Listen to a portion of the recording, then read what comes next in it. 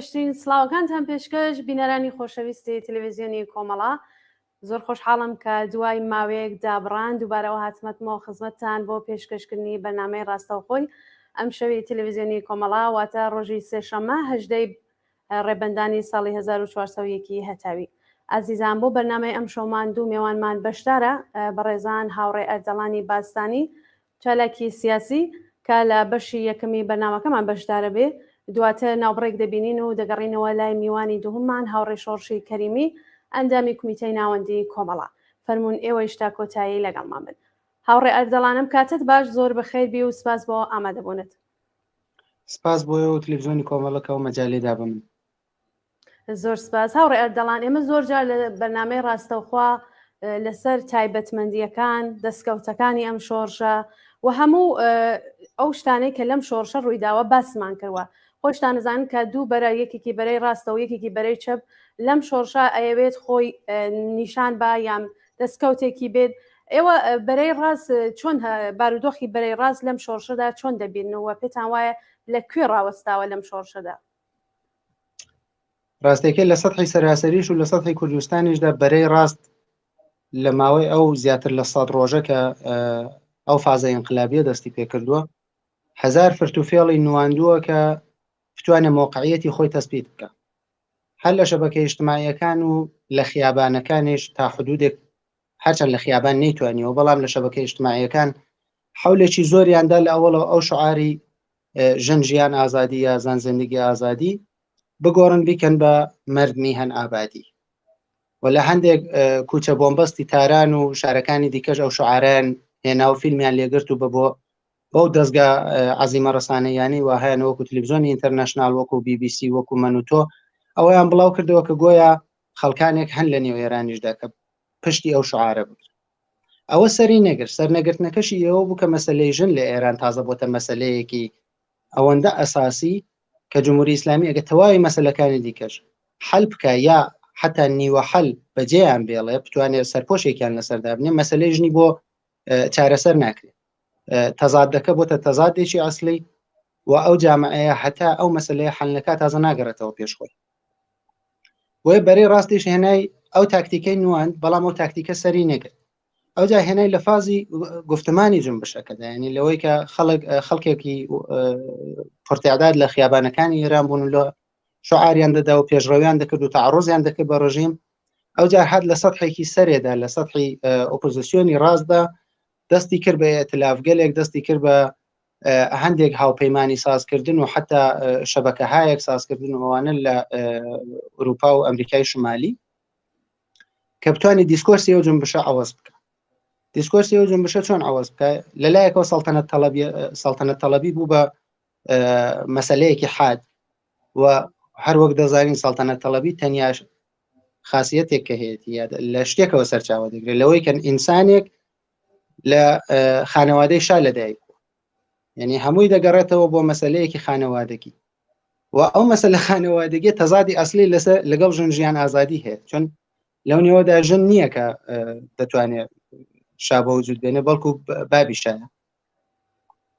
و ئەوان ئەو زەخکردنەوەی شا وەکو بابی میلەت دووبارە زاڵکردنەوەی ئەو دیسکۆرسی پیاوسالارانە و باب سالاریە لە جامعەتە، یعنی تەزادێکی ئەسلیان لەوەدا بە وجود هێن. بە بۆنەی ئەو تەحرکاتی وا لە دنیای غەرب و لە ئەمریکا دووبارە دەستی پێکردەوە، یعنی نیروهای خەڵکی ئێران کە لە دەرەوەی وڵات دەژین، ئەوەش نەیتوانی لە مەرحەلەی ئەوڵی قیامەکەدا جێگا و پێگەی خۆی بکاتەوە. هەر وەک دیتمان لە تەزاوڕاتەکانی بێرلین، لە پاریس، لە تۆرنتۆ سەڵتەنەت تەڵەبەکان ئەسڵ نەیانتوانی حتا میکرۆفۆنێکیش بەدەستبێنن، حتا نەیانتوانی لە جگایەک سوخەڕانیەکیش بکەن. حزورێکیان هەبوو بە بۆنەی شانتاژ و بە بۆنەی فەرهەنگێکی شعبان بێمۆخیەوە کە هەیەە توانیان لە خیابانەکان خۆیان نیشان بدەن، بەڵام نیان دەتوانی لە عەرسەی ڕەسانەیەدا یا لە دیسکۆرسی جنبشەکەدا خۆیان بنوێن. ئەوە تەغیری کرد تا خیابان وردە وردە خاڵی وەختێک وەک گەیشتی نەوە وەزعیەتی ئەلانەکانە کە خیابان خاڵی بوونەوەیە کە چووەسە قۆناغێکی ترەوە.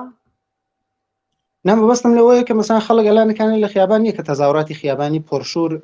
وەکو شەهری وەر وەکو جاران لەو سەدحەدا ئێمە نایبینین لە هیچ شوێ ئێرە. پێشگە لە بەلوچستان کە جومعانە ڕوودەدا. وەختی خیابان دەکشێتەوە ئەوان پێشڕەوی دەکەن، چون حتا خەڵک لە خیابان بێ تۆ کەمتر دەتوانیت تەعەڕوز بە خواستەکانی خەڵک. بەڵام وەختێک خەڵک سەرکوت دەکرێن و دەگەڕێنەوە بۆ ماڵەکانیان، ئەوان دەتوانن لە پارلەمانەکانی ئەوروپا، لە خیابانەکانی ئەوروپا، لە داڵانەکانی کۆنگرەی ئەمریکا دەتوانن پایەگایەک بۆ خۆیان ساز بکەن. دەی قودرەتی ڕەسانەییشیان هەیە. هێنان ئێتلافێکیان ساز کرد، ئەو ئێتلافەی وانیوەشەوی 2023 لە تویتەر ئەو چەند کەسە پێکەوە وانێکیان کرد و ئاغای مۆحتەدیش نەیتوانی بوو بەشدار بێت لە ئێتلافەکەیاندا. ئەو ئێتلافە تەنیا بوو کە دووبارە کوڕیشا بگەێنێتەوە جێگایەکە خەڵک تەوەجۆیەکی پێ بکات. یعنی شخصیەتێکی وەکو حامدی ئیسماعیلیون کە توانی بووی لە بەرەی ڕاستی ئێرانیدا حدیقە لەو ڕاستەی وا خۆی بە فاشیست نازانێت و خۆی بە دموکرات یا شەبه دموکرات دەناسێنێت، توانی بووی لەو بەرەیەدا جێگە و پێگەیەک بۆ خۆی بکاتەوە. بەو ئێتلافە ئەوانیشان سووتاند، یعنی تەواوی ئەو نیروانی وە دەیانتوانی ببنە ڕاستی دموکرات، کەم پێم وایە لە ئێران ئەسڵن ئێمە شتێکمان بەنێوی ڕاستی دموکرات نییە. تەواوی ئەو نیروانی کە دەیانتوانی نزیک ببنەوە لەوە ئەوانەشیان سووتاند و هێنن. دەیخۆ ئێتلافە نیوەشەویەش شکستی خوارد. ئەو جار تشکیلی حزبی ئێرانی نوینیان کرد و 1000 کاری دیکەشیان کرد کە دووبارە ئەو شخصیەتانە بێنەوە گۆڕێ. حتا ئێستا موفقیەتێکی ئەو تۆیان کەسب نەکردووە، بەو معنیە کە بتوانین ئێمە بڵێن ئالتەرناتیڤێکی ڕاست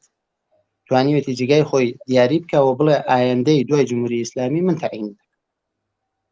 بەڵام مەسەلەوەیە کە خەتەرەکەیان هەر لەوێ، یعنی خەتەرەکەیان لە جگای خۆیەتی و دەتوانن دووبەرەکیەک لەو جنبشەدا ساز بکەن. دووبەرەکیەکەشیان ساز کردووە لە ڕۆژانی ڕابردوودا بە بۆنەی مەسەلەی کوردستان، بە بۆنەی مەسەلەی بەلوچستان، بە بۆنەی ئەو شتانە توانیویانە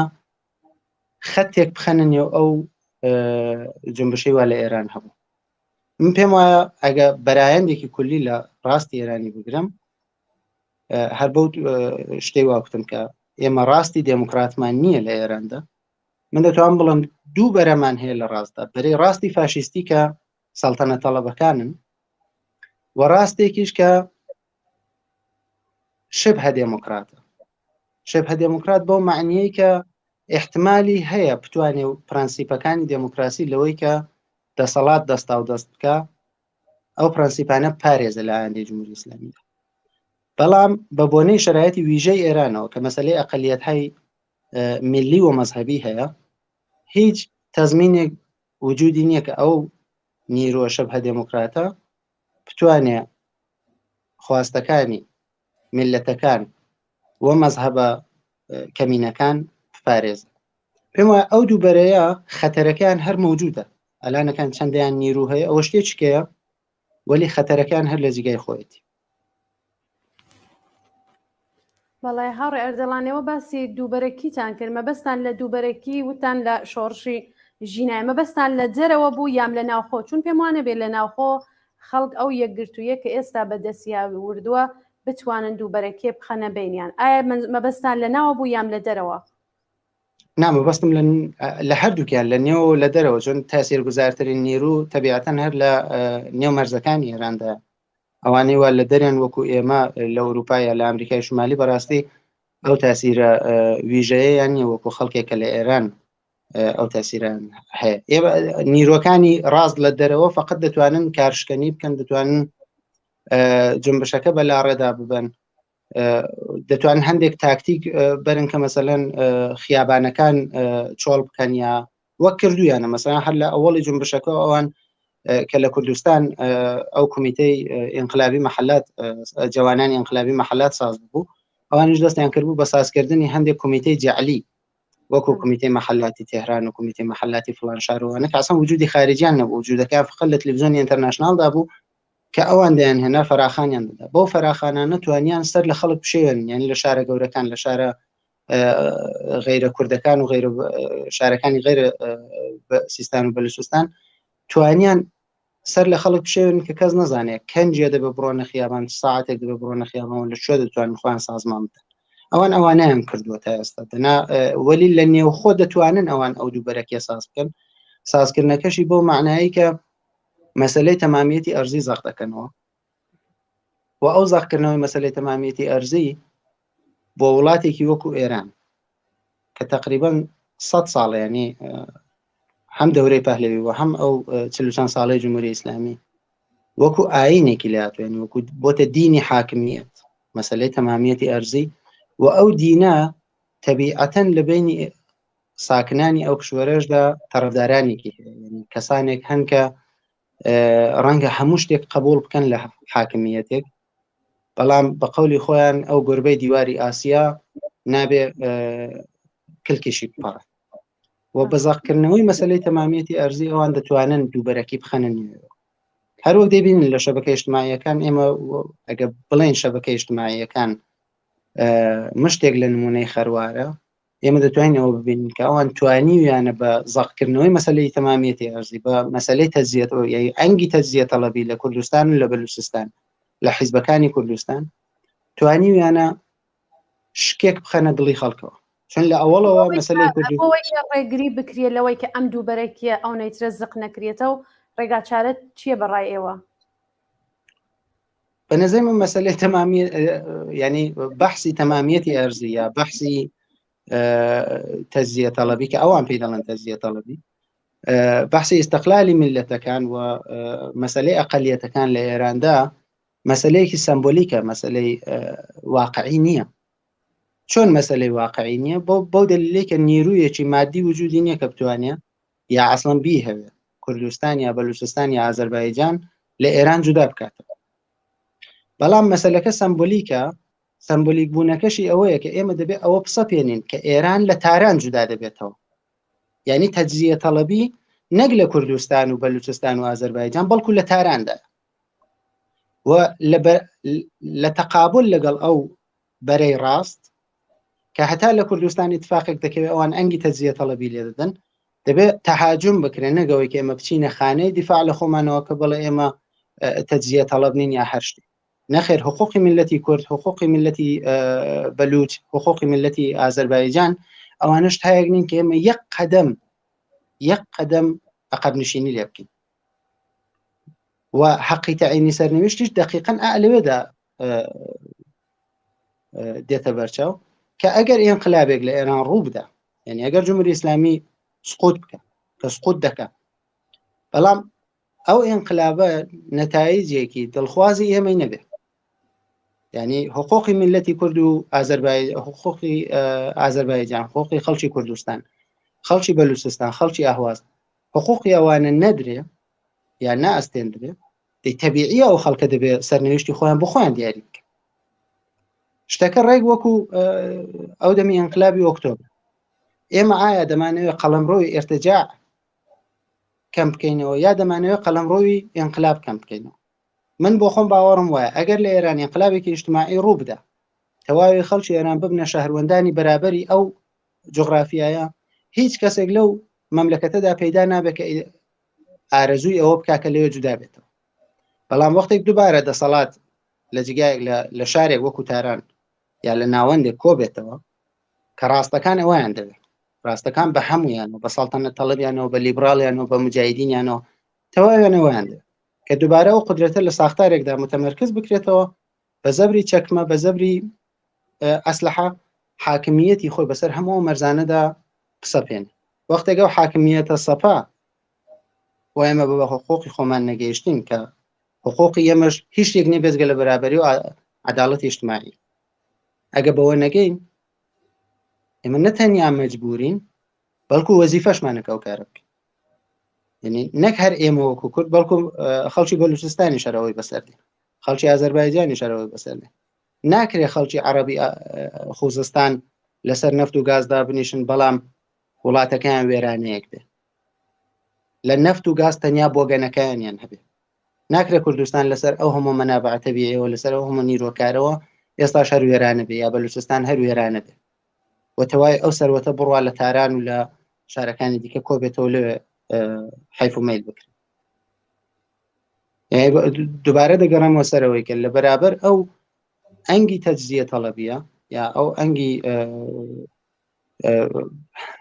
تەمامیەتی ئەرزی ئێمە دەبێت دیفاع بکەینەوە، دەبێت دیفاع بکەینەوە، چون مەسەلەکە فقط سمبۆلیکە، ینی مەسەلەیەکی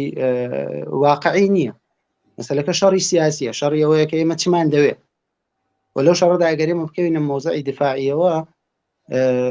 لە ئایندەدا ناتوانین دیفاع لە خۆمان بکەین بە عەرزی واقعی سیاسەتدا. بەڵێ زۆر سپاس هاوڕێ ئەردەڵان لە چەند ڕۆژی ڕابردوودا بینیمانەکە میرحوسێن موسەوی بەیانیەکی داوەوە جاوای هەمەپرسی کردووە. مەبەستیان چییە لەم کاتەدا کاوەی کە میرحوسێنی موسەوی دوای چەند ساڵ سکوت و ئێستا هاتووە سەو داوای ئەوە کە هەمەپرسیە بکرێت؟ بەڕای ئێوە ئەمە مەبەست لەم کارە چییە؟ ئایا ئەمانە کاری خودی سەرانی ڕژیمن کە لەم کاتەدا داوا بکرێت کە میرحوسێنی موسەوی بێت و ئاوا بەیانیەک بدات؟ نا، جمهوری ئیسلامی وەک ساختمانێکی پێشزەلزەلەی لێ هاتووە کە خەریکە دەڕوخێ و هەموو کەسێک بۆ نەجاتی خۆی خەریکە کارێک دەکات. ئیسلاح تەڵەبەکانی نێو ئێرانیش دەقیقەن ئەویان بەسەر هاتووە. ئیسلاح تەڵەبەکان لە ساڵی 96ەوە بە قەولی معروف گۆڕیچەی خۆیان دیوە کە خەریکن دەفن دەکرێن لەو فشارە ئیجتماعی و لە ئێراندا ڕوودەدا. ئەوان حولی زۆریان داوە، ئاخرین تەقەلان ئەوە بوو کە لە انتخاباتی ڕیاسەت جمهوریدا بتوانن دووبارە ڕئیس جمهورێک لە خۆیان هەڵبژێرن کە حاکمیەت ئەوەشی لێ قبوڵ نەکردن. ئەلانەکانێک کە دەبینن جمهوری ئیسلامی هیچ ئایندەیەکی نەماوە، یعنی هیچ ئایندەیەکی نەماوە، منزورم لەوە نییە کە جمهوری ئیسلامی سبەی نەدەڕوخێت، بەڵام چ لە نظر اقتصادی و چ لە نظر سیاسی و جمهوری ئیسلامی ناتوانێت ئەو کشوەرە ئیدارە بکە و ئەوان دەیانەوێت بۆ ئایندە شتێک بۆ خۆیان بکڕن. شتکڕینەکەش ئەوەیە کە مەسەلەی سندوقی ڕێی یا مەسەلەی ڕێفراندۆم دقیقاً گەڕانەوەی ئەوانە، چون نیروهای ئیسلاح طلب و ڕێفۆرمیست تەنیا لە هەمەپرسیدا دەتوانن ئایندەی خۆیان تەزمین بکەن. ئەوان لە ئینقلابدا هیچ جیگایەکیان نییە. ئەسەن ڕێفۆرم تەقابلی هەیە لەگەڵ تەزادی هەیە لەگەڵ ئینقلاب و نیروهای ئیسلاح طلبیش متەزادی نیروهای ئینقلابی. ئەوان نزان ئەو وەزعیەتی وا ئەلانەکان لە ئێران دەڕواتە پێشێ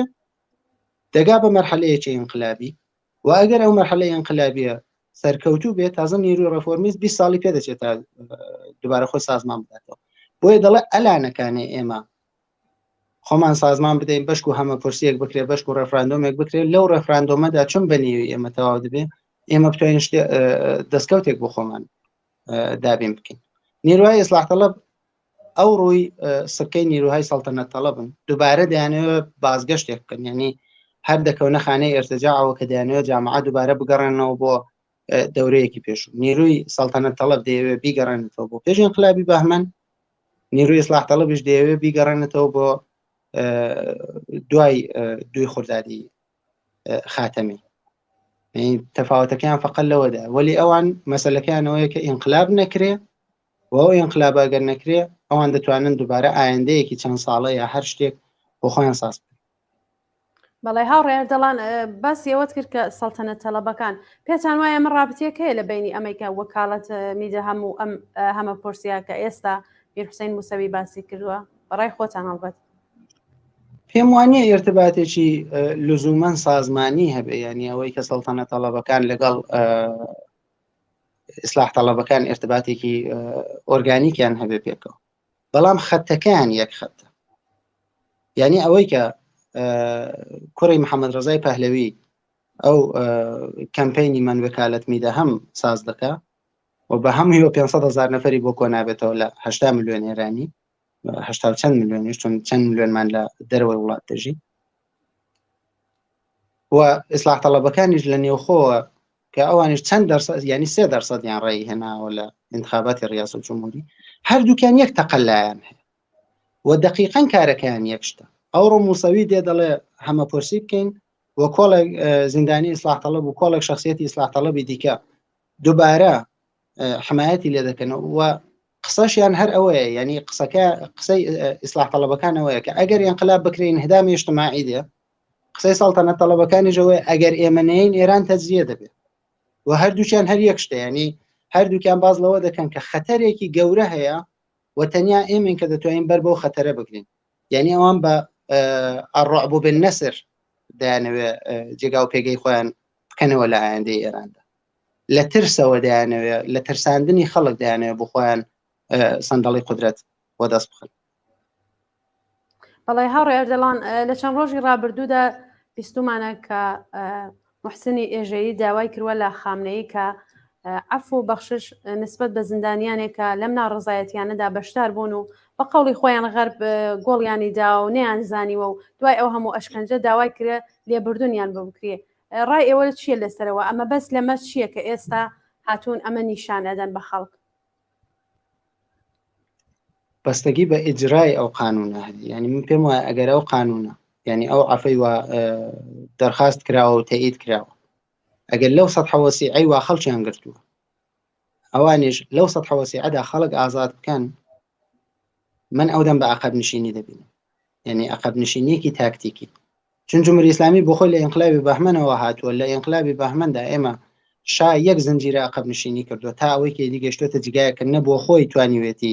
ڕاوەستێ و نە خەڵکیش توانیوانە بگەڕێنەوە بۆ ماڵەکەی خۆیان. چون ئینقلاب فقط شتێک نییە کە خەڵک بیکە، ئینقلاب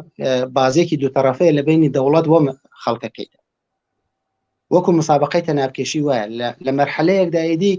خەڵک و دەوڵەت یا خەڵک و دەسەڵات دەگەنە جگایە کە ناگوزیرن چنە مەرحەلەی ئینقلابیەوە. وەلەو ئەو عەقەب نشینیانەی و دەسەڵاتیش دەیکا دەگاتە مەرحەلەیە کە تازە ناتوانێت دەسەڵاتەکەی خۆی ڕابگرێت. ما ئەلانەکان ناتوان بڵێم ئەو عەفی عمومی و خامنەی تەئیدی کردووە تا کوێ ئیجرا دەکرێت، بەڵام ئەگەر وەسعەتەکەی هەر لە حەدی ئەو وەسعەتەدا بێت کە خەڵکیان گرتووە، ئێمە دەتوانین ئەودەم بڵێن ئەوە عەقەب نشینیەکی تاکتیکێکە حاکمیەت دەیکا. چون هەندێک کاری دیکەیان کردووە کە ئەو سەری نەگرتووە، مەسەلەن ئەوەی کە ئوستانداری تاران دووبارە یەکدانە نظامی دابنێەوە یا ڕئیسی پۆلیس بگۆڕی ڕادان بێنەوە کە کەسێکی نێوزڕا و دڕبوو بە نسبەت خەڵکەوە، یان نەوعێک حاکمیەتی نظامی لە کوردستان و بەلوچستان و ئەو جگایانە پیادە بکەی، ئەوانە نەیتوانیوە بە تەواوی خەڵک بکشێنێتەوە. دەبێ بزانین لە مانگەکانی داهاتوودا ئەو عەفی عمومیە چ تەسیرێک لەسەر جنبش دادن، چون ئەو کەسانی واگیراوە نیروی واقعی ئەو جنبشەش بوون. تقریبا 20,000 نەفەر خەڵک گیراوە و 20,000 نەفەر ئەکسەریەتی قەریبە وقوعیان هەموویان ئەکسەریەتیان جوانن، حتا ژێر 30 ساڵن زۆرینەیان، دێ ئەوە نیروی خیابانیە. ئێمە دەبێت چاو لەوە بکەین کە لەو جستان و لە بەهاری داهاتوودا ئەگەر دووبارە جنبش بێتەوە واردی فازی خیابان بێتەوە، ئەو نیرۆ دووبارە دێتەوە خیابان یا بە خەولی معروف چاوترسێن کراوە و لە ماڵەکەی دادنیش. ئەم پێم وایە بە ئیجراکردنی ئەو قانونە بەستگی هەیە کە تحلیلێکی بۆ بکەین. بەڵێ زۆر سپاس هاوڕێ ئەردەڵان. من دەبێ بڕمە بەشی دومی بەرنامەکەمان و میوانەکەمان هاتووە. ئەگەر خۆتان قسەیەکتان هەیە وەکو کۆتایی فەرموون. تەنیا لە حەدی چەند دەقەدا دەمەویست باسی ئەحزابی کوردستانی بکەم کە لەو بە نەزەری من لەو بەرەی ڕاستە جێگا دەگرن، ئەو حیزبانی وە لە بەرەی ڕاست جێگا دەگرن، وەکو حیزبی دموکرات، وەکو کۆمەڵی شۆڕەژێر. ئەوانە تەردیدێکیان هەیە لەو ئێتلاف و بەرانەی وە لە ساز دەبێت لە بەرەی ئۆپۆزیسیۆنی ڕاستی جمهوری ئیسلامیدا. تەردیدەکان لەوەدایە کە هەندێک جار دەکێشیان بەلای سەڵتەنەت تەڵەبەکاندا یا تەلاشێک دەکەن کە حتا مەرجعیەتێکی سیاسی بدەن بە سەڵتەنەت تەڵەبەکان. هەندێک جار باز لەوە دەکەن کە خەتی سووریان نییە بۆ ئێتلاف لەگەڵ هیچ کەسێک، منزوریان سازمانی مجاهدینی خەڵکە. من پێم وایە ئەو تەردیدە یا ئەو خۆبەکەم زانینەی کە ئەوان هەیەە لە ئایندەدا بۆ جێگە و پێگەی خۆیان خەتەرێکی واقعی دەبێت. هەرچەند بۆ جنبشی کوردستانیش خەتەرناک دەبێتەوە، یعنی فشار لەسەر جنبشی کوردستان ئیزافە دەکا، بەڵام پێم وایە بۆ جێگە و پێگەی خۆشیان ئەوەندە خەتەرناک دەبێت کە حتا ڕیزشی نیرویەکی وەسیعیان تێدا ئیتفاق بکەوێت. بەڵێ زۆر سپاس هاوڕێ ئەردەڵان. سپاس بۆ ئامادە بوون. زۆر سپاس دەکەم. ممنون. زۆر سپاس، دەستت خۆش بێ و ماندوو نەبێ. دوای ناوبڕێک دەگەڕینەوە لاتان بینەرانی خۆشەویست. سوورەسواردا لە شێعرەکانی شاعر حەمە عەزیز پێشکەشە بە یادی هاوڕێ حەمە حوسێنی کەریمی.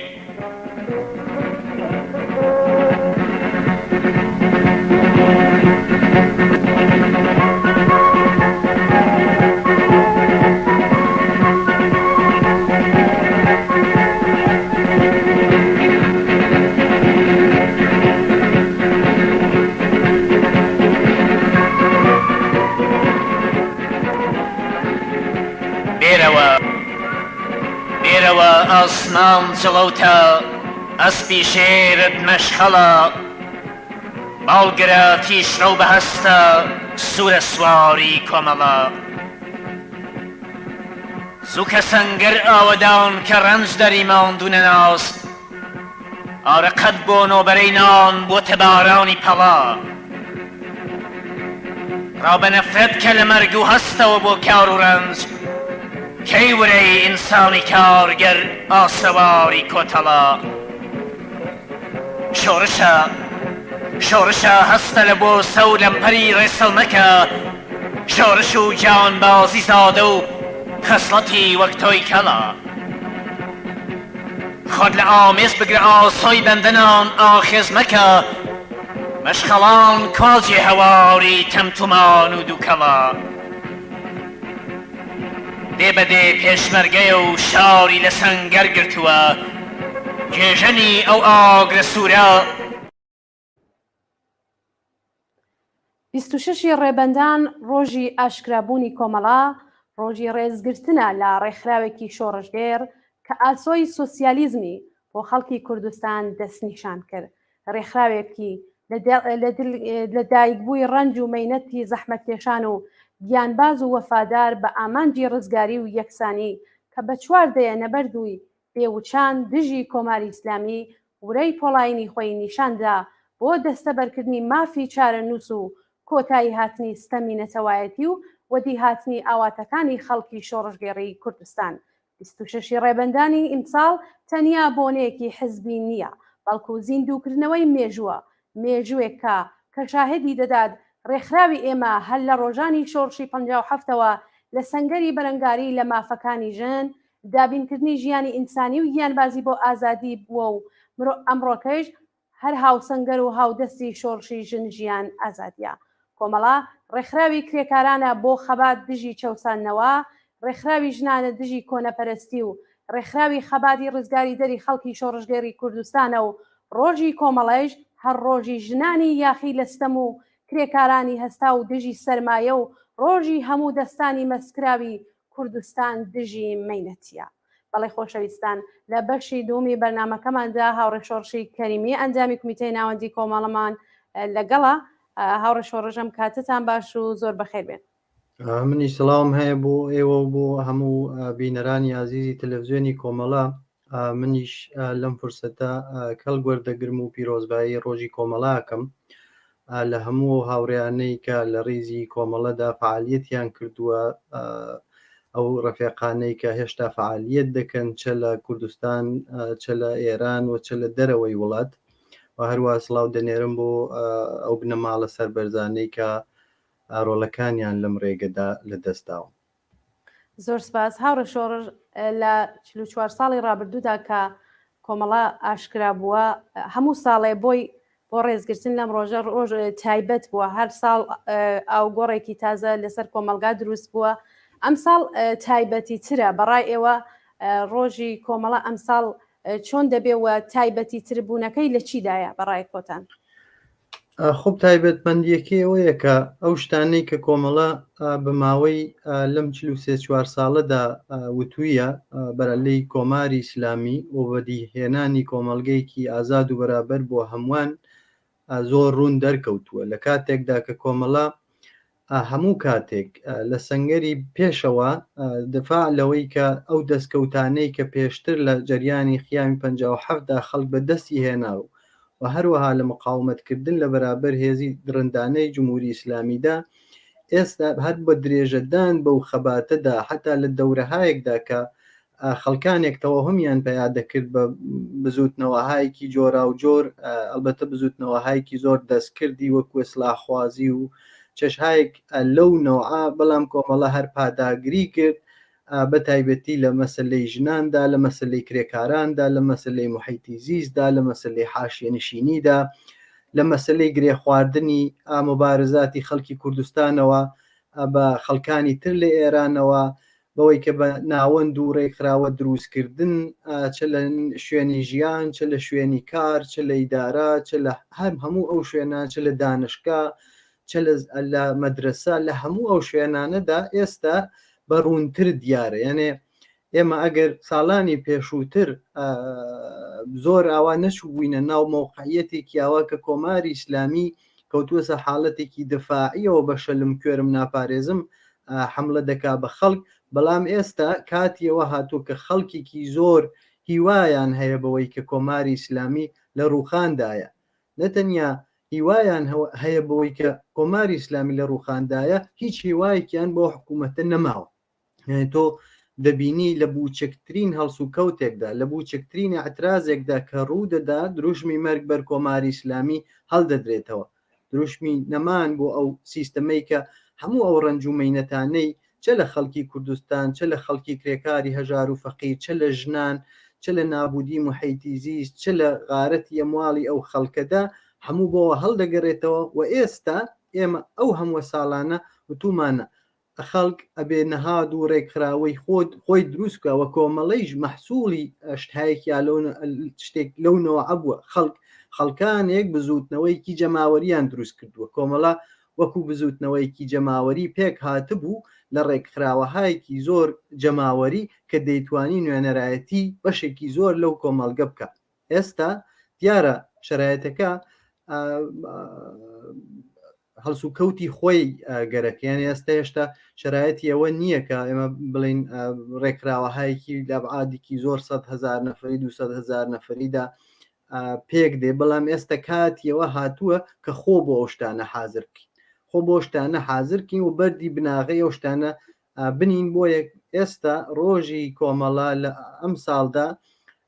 زۆر جیاوازی هەیە لە دەورەهای پێشووتر، هیوا و ئومێدێک دروست بووە، هیوا ئومێدێک کە واقعیە. خەڵک 4 مانگ مبارزەی چروپڕیان لەگەڵ ئەو کۆماری ئیسلامی ناوەتە پشتسەر، تەجروباتێکی زۆریان بەدەستێناوە، دەستکەوتایەکی زۆریان بەدەست هاوردووە و ئەم ساڵی کۆمەڵای ڕۆژی کۆمەڵەدا ئێمە ئەو شتانە بیری لێ دەکەینەوە و خۆمان حازر دەکەین بۆ هەنگاوێکی دواتر. وڵای زۆر سپاس هاوڕێ شۆڕژ. پێتان وایە هاوڕێ شۆڕژ کۆمەڵە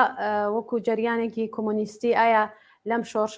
شۆڕشەدا توانیوێتی ئەرکەکانی خۆی بەباشی بووە بە ڕێگەوە؟ دیارە کەم و کۆڕی هەر هەیە، بەڵام بە نسبەتی ئەو شرایەتەی کە هەیە ئێوە خۆتان دەزانن کە کۆماری ئیسلامی هەر لە سەرەتاوە هاتە سەرکار، نەتەنیا کۆمەڵە هیچ هێزێکی سیاسی و پۆزیسیۆنی نەهێشت، هەمووی یان بە حەزفی فیزیکی یا بۆی کە بە پاشەکشە هەموو ئەوانەی لە ناوی ئێرانە فعالیەتی ئەوانەی مەمنوع کردووە، بەڵام هەر بە لە بەرچاوگرتنی ئەوانەیش کۆمەڵە تا ئەو جێگەی کە توانیویەتی هەوڵی داوە ئەو شتانەی کە لە بەرنامەی ئێمەدا هەیە، لە استراتیژی ئێمە هەیە و ئەو شتانەی کە پێمان وایە بۆ ئەو کۆمەڵگە زۆر زەروریە ئەو بزوتنەوە متەرەقیە هەرسکرێ هەوڵی داوە، چا لە ڕێگەی ئەو تەلەڤیزیۆنەوە کە هاوڕیان 24 ساعتە هەوڵیان دا و بەرنمەیان دروست کردووە، چە لە دەرەوەی وڵات بە خۆپشاندان و ئەفشاکردنی جەنایاتی کۆماری ئیسلامی لە دەرەوەی وڵات، چە لە ارتباطگرتن لەگەڵ نەهاد و ناوەند و ڕێکخراوەی خۆ بە شەری و بینەلملەلیدا، چە لەوەی کە ڕێنوێنی و بەرچاو ڕۆشنی بدا بۆ خەڵکەی کە ئەو خەتەراتەی کە لە بەرچاوی ئەو شۆڕشە هەیە چین چۆن دەتوانین خۆنسای بکەینەوە، چۆن دەتوانین قەدەمێکی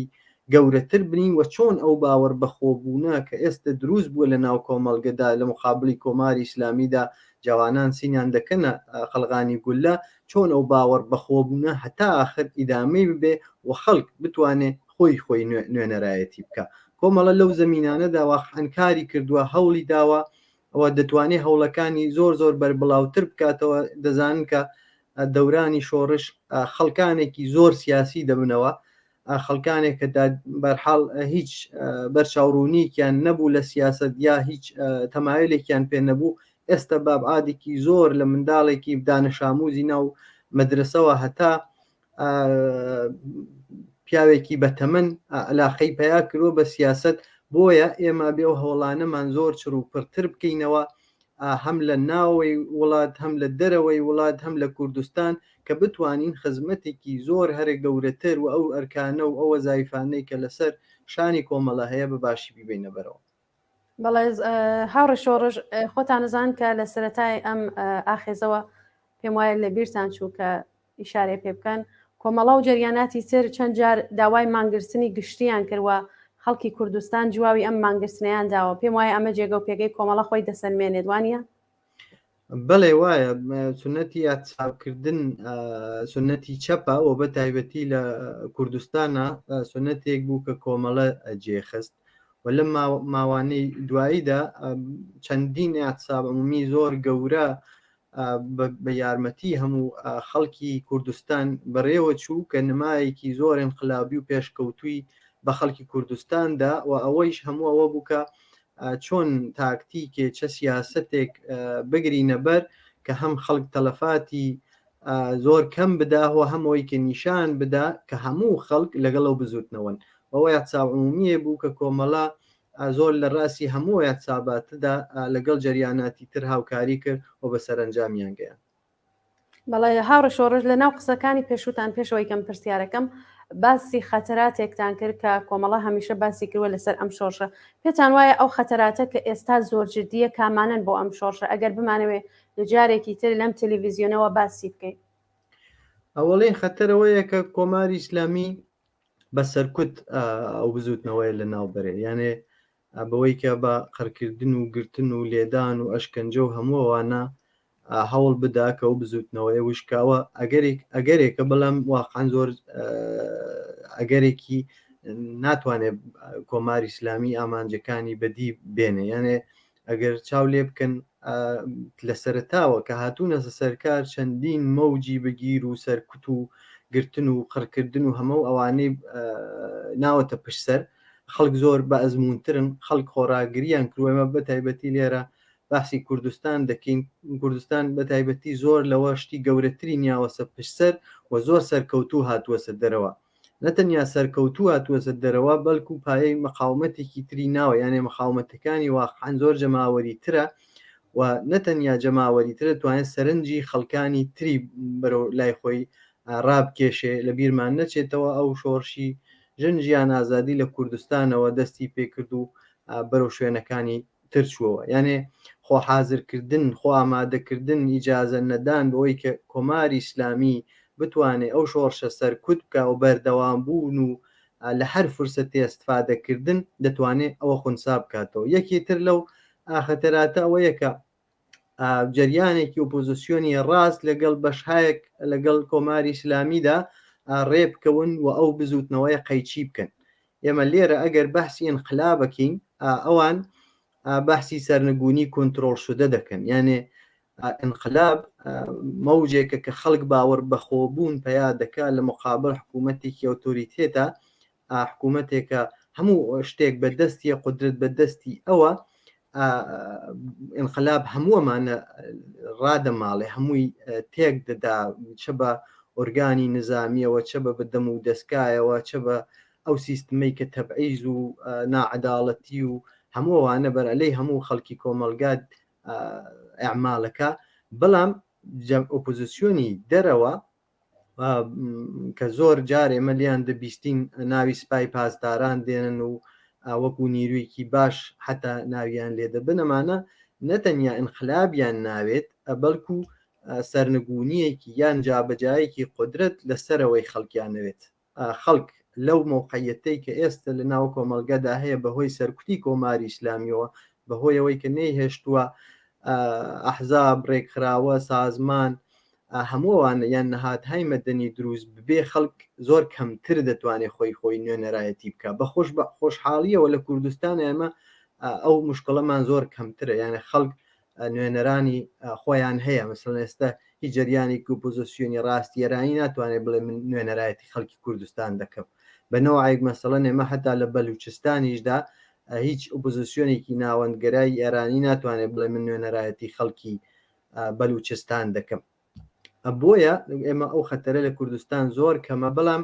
ئەگەرێکە یعنی ئەگەر زۆر شرایط بەرەو پێش بڕوات بزان ئەوزا خەریکە لە کۆنتترۆل دەرەچێەوە ئەوە دانێت لەو ئەگەرانەیە یان ئەگەری ئەوەی هەیە کە کۆنتترۆل بە یەک جاری لە دەستی هەموو کەس هەم جمهوری ئیسلامی دەربچێەوە هەم بەر هەڵ نەهات هایزل هێز ومانە هەوڵ بدەن ئەو بزوتنەوەیە قەیچی بکەن ئێوە دەزانن کە لە وڵاتهای دەرەوە یان وڵاتهای دەرەوە حتا وڵاتهای خاوەرمیانە نەتەنیا ئێستا باسی ئەمپریالیزم و نازان وڵاتانی زلهێز ناکەین کە هەمیشە بە دوای مەنەفعەت و پارە و سروەتی خۆیان یا بەرحاڵ بەرژەوەندیهای ژێوپۆلیتیکی خۆیانن لە منتەقا حتا وڵاتانی دەوروبەریەوە فەرزکەن مەسەڵەن وڵاتێکی وەکو عەرەبستان وەکو تورکیا ئەمانە ئیجازە نادەن یا تا ئەو شوێنەی بۆیان بکرێت بزوتنەوەیکی ڕەوا و دموکراتیک و ڕزگاری خوازانە لە ئێرانە بێتە سەرکار بۆیە هەمووەمانە ئەگەرەوە خونساکردنەوەی هەموو ئەوانەیش بەدەستی خەڵکە یەک شت کە زۆر زۆر مهمە بەڕاستی ئەمە لێرە تەوەجۆی پێ بکەین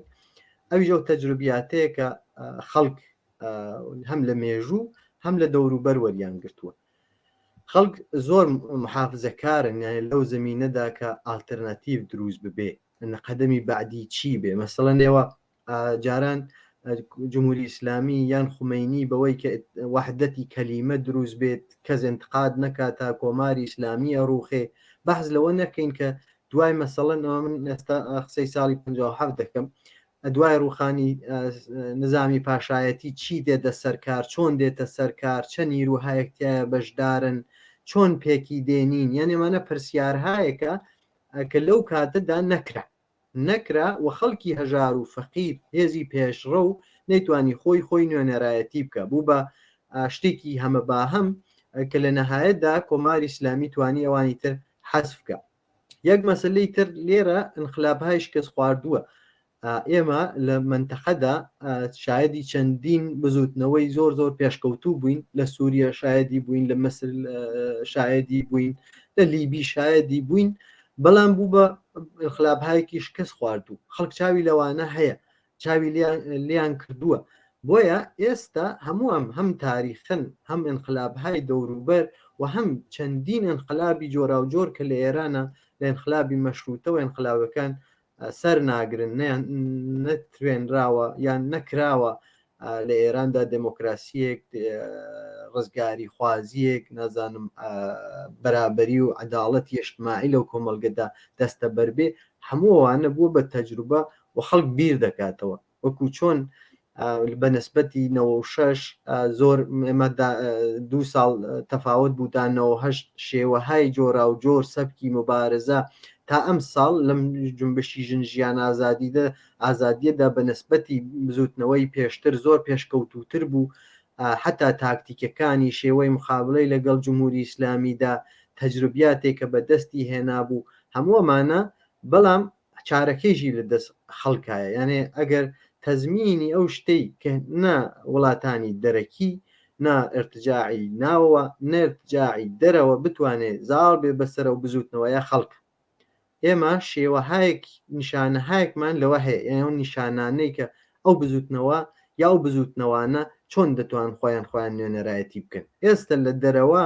کەس ناتوانێت بێژێ من نوێنەری معلمانی ئێرانم معلمانی ئێران کانونی سنفی خۆیانیان هەیە ڕێکخراوەیەکی زۆر سەراسەرین معلمهایەکی زۆر باشیان هەم لە زیندانە و هەم لە دەرەوەی زیندانە خۆیان دەتوان نوێنەرایەتی بکەن یعنی منزورم ئەو ڕێکخراوبوونەیە ڕێکخراوبوون و نوێنەری خۆبوون ئەگەر کرێکارانە و کرێکاران ئێستێمە مەسەن تەجروبەی چەند ساڵ 15 ساڵی لەمەبەر چەندین ڕێکخراوەی کرێکاری بووە بەڵام وەکو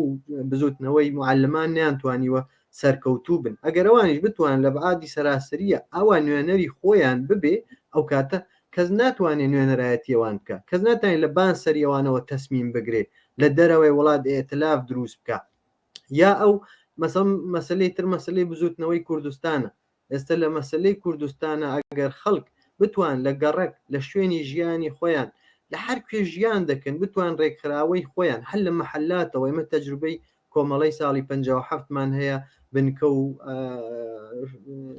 شۆرای بنکەکان بووە شۆرای شار بووە هەمووانە بگرینە ئیسفادەیان لێ بکەین لە مێژووی خۆمان ئەوانە دەتوانێت ئەو تەلاشانە هەڵبوەشێنێتەوە و ئەگەر کەسێک قەرارە ئالتەرناتیڤێ ئەو ئالتەرناتیڤە لە دڵی ئەو خەڵکەوە دێتە دەرەوە لە دڵی خەڵکێکەوە کە نوێنەرایەتی واقعی منفعەتی خەڵک دەکە نا وڵاتی زلهێز تا ئێستا لە هیچ کوێکی ئەم دنیا توانیویە شتێکی باش بۆ خەڵک بەدی بێنێ نمونونەکانی لە هەموو لە بەرچاومانە لە عێراق و لە سووریە و لە ئەفغانستان وانە و نەهێزی ارتجاعی کە بیاوێ حکوومەتێکی ارتجاعی تر بێرێتە سەرکار دەتوانێت ژیانێکی باشتر بۆ خەڵکە بەدی بێنێ ئەو خەڵک خۆیە کە دەتوانێت سەرنوشتی خۆی بەدەست بگرێ و ئێستا کاتی ئەوەیە کە خەڵک لە خیاباندایە ئەڵێ چیمان ناوێ کۆماری ئیسلامیمان ناوێ بەڵام ئەوەی کە چیمان نەوێ ئەو ببێ بە شعارێکی جەماوەری و ئەوەی لە دڵی ئەو خەڵکەوە دێتە دەرەوە. بەڵێ زۆر سپاس هاوڕێ شۆڕژ ئەرکی کۆمەڵە وەکو جەریانێک کە لە سەرەتای ئەم شۆڕشەوە پشتیوانی کردوە لە شۆڕشی ژن ئازادی و ئێستاش دوای نزیکەی بە 4 مانگ و بۆ 5 مانگ دەچێت ئەرکەکانی کۆمەڵە چییە بۆ بەردەوامبوونی ئەم شۆڕشەوە چۆن دەتوانێت کۆمەکێ بک بۆەوەی کە ئەم شۆڕشە بە شوێنێکی باشتر بڕوە هەروەی کە خۆتان وتان دەرس وەربگرین لە مێژووی ساڵی 57 کۆمەڵە ئەرکی چییە کە نیشان بدات ئەم شۆڕشە وەکو ساڵی 57 پێنێ؟ کۆمەڵە تقریبن تا ئێستەیش واخان هەر هەوڵەکەیەوە بوو یانێ ئەگەر وەکو ئەنقلابکردن چاوی لێ بکەین ئێمە جیاوازی یەکماندا ناوە لە بینی ڕووخان و ئەنقلابکردندا ئێمە نامانەوێت ڕووخانێک بێت کە خەڵک هیچ تیا بەدەست نێنێ یعنی ئەو خەڵکەی ئەو مناڵی هەژار و فەقیرەی ئەو کرێکارەی ئەو معلمەی ئەو دانشجووی ئەو ژنەی کە چەساوەتەوە دوای شۆڕشێک و توای ئەو هەموو چەرمەسەریە و ئەو هەموو بەدبەختی و ئەشکەنجە و ئازارە دوایەکەی هیچ دەخاڵەتێکی نەبێت بە مەحزیەوە جا بەجای قدرت سوورەتی گەر خەڵک بڕۆنەوە بۆ ماڵی خۆیان و ڕۆژ لە نۆ پارزەڵێ ڕوزەزن و ڕوزیەزن ئێمە ئەومان ناوێت بۆیە دایمەن تەکیدمان کردووە لەسەرەوەی کە ئێمە هێزێکی ئەنقلابی بەو معنا کە ئەبێ تەواوی پایەهای ئەو نظامەی پێشووی کە ناعەداڵەتی و نابەرابەری چە بە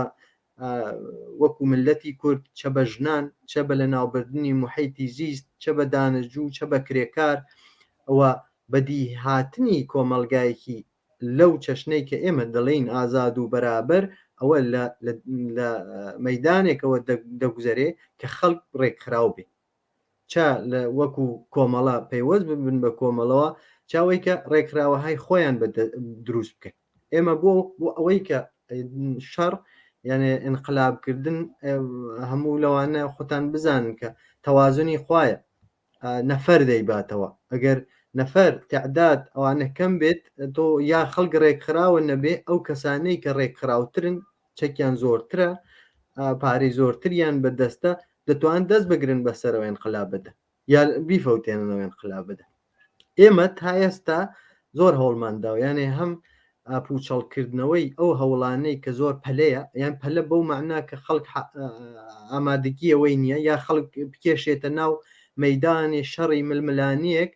کە هێشتا زوود ڕەسە مەسەڵەن لە دوو لاوەمە ئەم فشاران نەبوو کۆماری ئیسلامی هەوڵی ئەدا بە تۆ بارانکردنی مەخەراتی ئەحزابی کوردستان هەوڵی دەدا بە ملیتاریزەکردنی کوردستان هەوڵی دەدا بە کوشت و بۆر هەوڵیدا بە سەرکوتی زۆر وەحشیانە خەڵکی کوردستان بباتە ناو شەڕی مسلحانێکی زوود ڕەسەوە ئێمە یەکێ لەو جەریاناتە بووین یا پێم وایە ئەوەڵین جەریانێ بووین کە گوتمانەوە شەڕێکی زوود ڕەسە کوردستان یەک قەدەم دەتوانێت بکەوێتە بەری خەڵکی ئێرانەوە ئەگەر خەدەمێ لەوە زیاتر کەوێتە بەرەوە بڕواتە ناو شەڕێکیاوە ئەوە کۆماری ئیسلامی تایە بەرەندە دێتە دەرەوە هەم گەرەکمە بێژم تا ئێستەیش کۆمەڵە و کارانەی کردووە و بە خۆشحاڵیەوە هەم خەڵک گوێ لێگرتووە هەموو پۆزیسیۆنی پێشڕە و دموکراتیک ئێستەیش بۆ درێژەدان بەو خەباتە ئەوەیەکە خەڵک خۆی لە ناوە هاوڕیانێک کە کۆمەڵەن لە ناوە هاوڕیانێک کە کۆمەڵەیان خۆشەوێ کەسانێکن کە جێگەی متمانە و خۆشەویستین بۆ خەڵک ئەوانە بتوانن ئەو کۆمەلگە ئامادە بکەن بۆی کە چیان ناوێت چیان نەوێت یعنی نەتەنیا چیان نەوێت خۆیان ڕێکخراوە بکەن لە هەر شوێنێک هەن یعنی مەسلەی ئەنقلابکردنەوەی ڕێکخراو بوون کە بتوانن دەسەڵات بەدەست بگرنیت دەسەڵات بەدەستیشگرتن هێز دەیباتەوە و نەخشە دەیباتەوە ئێمە کۆماری ئیسلامیمان ناوێ وەرن ئەنجا ئەو شوێنانەی کە خەڵکی لایە تێدایە سەڵەن تۆ تۆ سیر بکە وەزیەتی ماڵ و نیشتە جێبوون لێرە نەچی لێ بەسەرا هاتووە لە فاصلەی بینی 1 ساڵدا 50% تەوەڕم بەکرێها ماڵی زافە بووە ملیۆنها ئینسان ماڵ و کاشانەیان یان ناتوانن پەرداختی بکەن مەجبورن لە هەموو شتێکی خۆیان بگرنەوە بەشت سەقفێکیان بێ لەبان سەریانەوە هاوڕێیانی کۆمەڵایە کەسانێک کە هەواداری کۆمەڵن ئەو خەڵکە کە ئاوا لیان قەوماوە ئەوانە سازمان دەدا یعنی ڕێکخراوەیان دەکا معلمان دانش ئاموزان دانشجویان ژنان ڕێکخراوەهای کیالەونەوە حتا تەرەفدارانی محیتی زیست قسەکردن حتا بەحسی ئەدەبی و هونەری حزور پیاکردن لە هەموو کۆڕ و کۆمەڵێکدا کە هەیە و ئەو دەنگەی ئێمە کە دەنگی خەڵکە دەنگی جیا لە خەڵک نییە وە کۆمەڵە تا ئێستا پایبند بوو بۆی ئێستا هەیە حزورمان هەیە زۆر بەربڵاوتری بکاتەوە کە بتوانین زۆر مەسئولانە ئەو شۆڕشە بەباشی بگەینە سەرمەنزڵی خۆی بەڵای زۆر سپاس هاوڕێ شۆڕش بۆ بەشداری و سپاس دەکەم کە لە بەرنامەی ڕاستەوخۆی ئەم شەوی تەلەڤیزیۆنی کۆمەڵا بەشدار بووی زۆر سپاس بۆ ئێوە و بۆ بینەرانی عزیز جارێکی تر سپاس بۆ هاوڕێ شۆڕشی کەریمی ئەنجامی کمیتەی ناوەندی کۆمەڵا کە لە بەرنامەی ڕاستەوخۆ بەشدار بوو بەڵای بینەرانی خۆشەویستی تەلەڤیزیۆنی کۆمەڵا بەم جۆرە هاتینە کۆتایی بەرنامەی ڕاستەوخۆی ئەم شەوی تەلەڤیزیۆن هەتا بەرنامەیەکی ڕاستەوخۆی دیکە ماڵاوە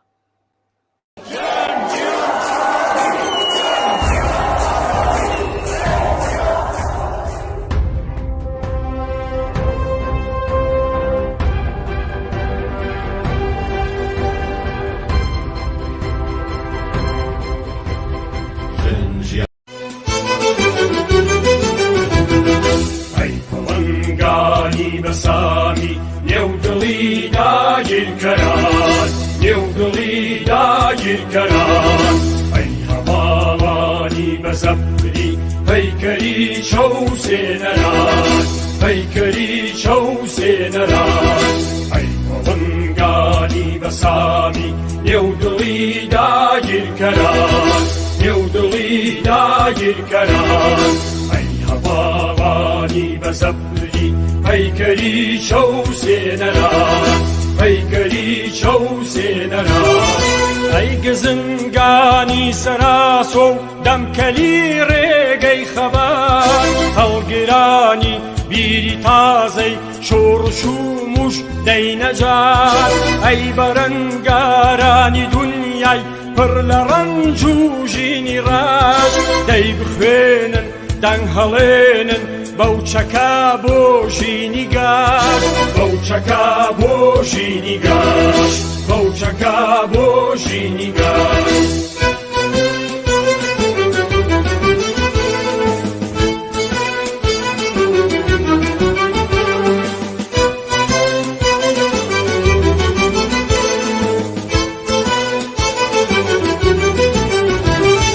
باڕەهێڵەی یاگرینتان سەر بە دوژمنکانەوی وا خوڕۆش و جۆشی چەکتان ڕۆی هەتا و پەڕزەوی با لە ڕەوتی سووری مێژ و شۆرەت و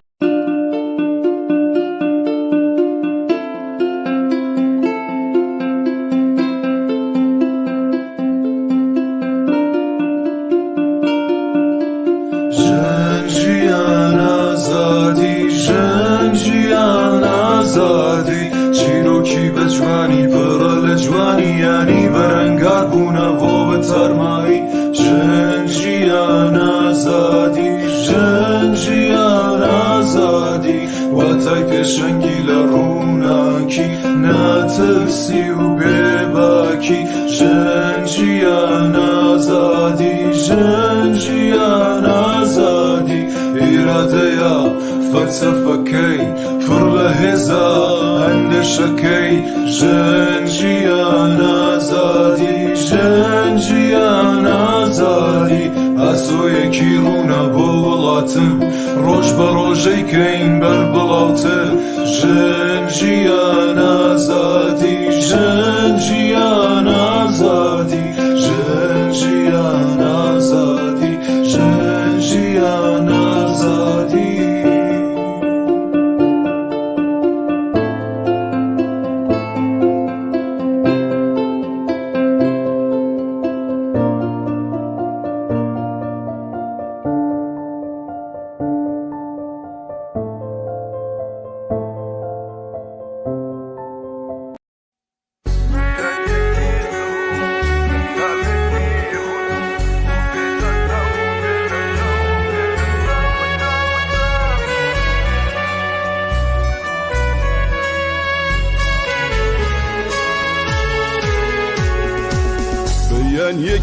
زوو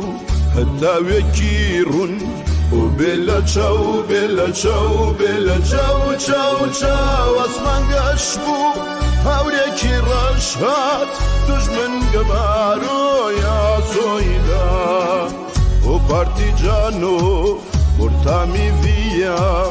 و بێ لە چاو بێ لە چاو بێ لە چاو چاو چاو پارتیجان و قورتامی ڤیا che mi sento di morero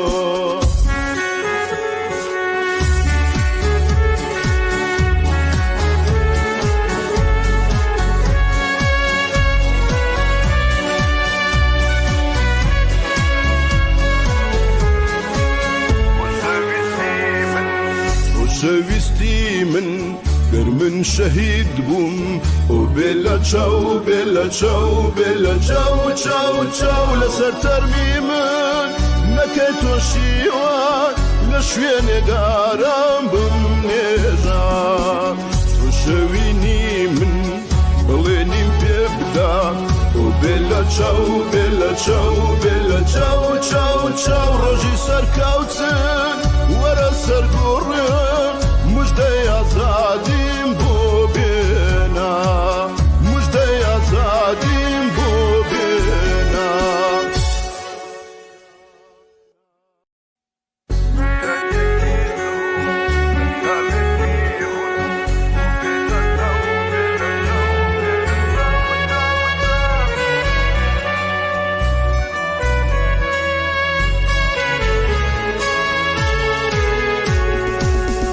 بەیان یەکی زوو هەتاوێکی ڕوون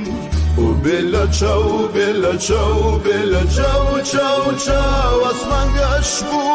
هاورێکی ڕەش هات دوژمن گەبار ئەی پەڵەنگانی بەسامی نێودڵی داگیرکەران نێودڵی داگیرکەران ئەی هەواڵانی بەزەبری پەیکەری چەو سێنەران پەیکەری چەو سێنەران ئەی پەڵەنگانی بەسامی نێودڵی داگیرکەران نێودڵی داگیرکەران ئەی هەواڵانی بەزەبری پەیکەری چەو سێنەران پەیکەری چەو سێنەران ئەی گزنگانی سەراسۆ و دەمکەلی ڕێگەی خەبار هەڵگرانی بیری تازەی شۆڕش و موش دەینەجار ئەی بەرەنگارانی دونیای پڕ لە ڕەنج و ژینی ڕاش دەی بخوێنن دەنگ هەڵێنن بەو چەکە بۆ ژینی گاش بەو چەکە بۆ ژینی گاش بەو چەکە بۆ ژینی گاش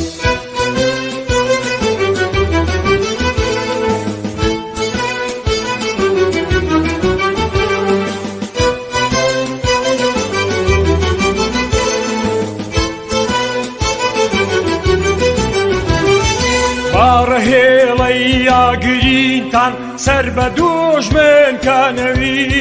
وا خوڕۆش و جۆشی چەکتان ڕۆی هەتا و بەرزەوی با لە ڕەوتی